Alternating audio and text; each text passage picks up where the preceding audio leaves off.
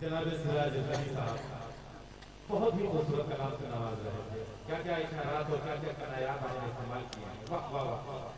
اب اس کے بعد میں اس شخصیت کو آواز دینے جا رہا ہوں جس نے مشاعرے کے آغاز میں مرحبت پیش کی تھی بحضور سیدنا علی بن ابی طالب رضی اللہ تعالیٰ عنہ.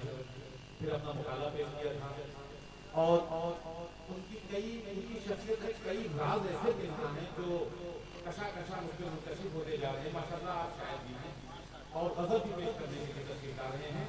میری مراد ہے دہلی سے تشریف لائے ہوئے جناب بلرام عبداللہ صاحب سے کہ آپ نے ابھی فارسی میں اس کی محبت سماعت فرمائی تھی, اب اردو میں غزل سماعت فرمائیے. جناب بلرام عبداللہ. سلام مجدد. ایک سادی سی غزل. تیری تسبیح کو جس نے در و مرجان سے بھرا, تیری تسبیح کو جس نے در و مرجان سے بھرا, اسی رب نے میری زنار کو بخشی ہے صفا.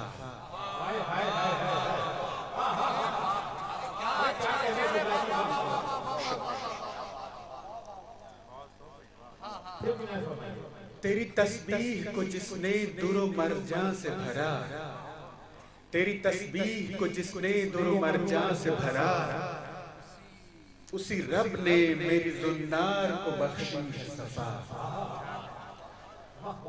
اردو میں بہت غلطیاں سرزد ہو سکتی ہیں, آپ اساتذہ جی اصلاح کریں گے. اسی رب نے میری زنار کو بخشی ہے صفا, جس نے پر نور کیا کعبے کی دیواروں کو, جس نے پر نور کیا کعبے کی دیواروں کو, جس نے پر نور کیا کعبے کی دیواروں کو, اس کے ہی رنگ میں رنگی ہے بتوں کی دنیا. جس نے پر نور کیا کعبے کی دیواروں کو, اس کے ہی رنگ میں رنگی ہے بتوں کی دنیا. جس نے بھیجے تھے کئی راہ برے راہ حرم, جس نے بھیجے تھے کئی راہ برے راہ حرم, بن کے خود پیر مغاں باد قدے میں آیا.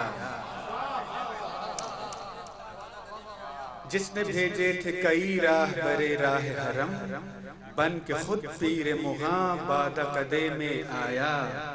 جس کا فرمان ہے شائستگی طوف حرم, جس کا فرمان ہے شائستگی طوف حرم, حکم مخموری خمار وہیں سے آیا.